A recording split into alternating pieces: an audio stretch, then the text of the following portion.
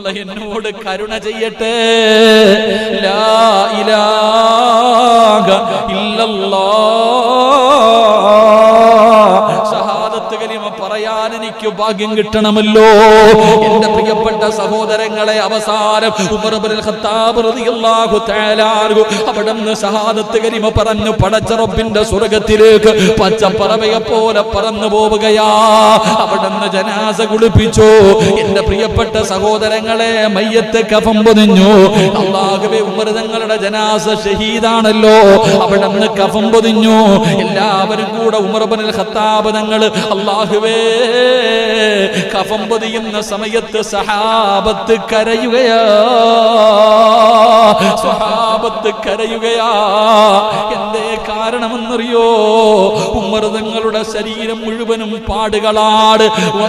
ഉമർ തങ്ങളുടെ ശരീരം മുഴുവനും ചാട്ടവാ.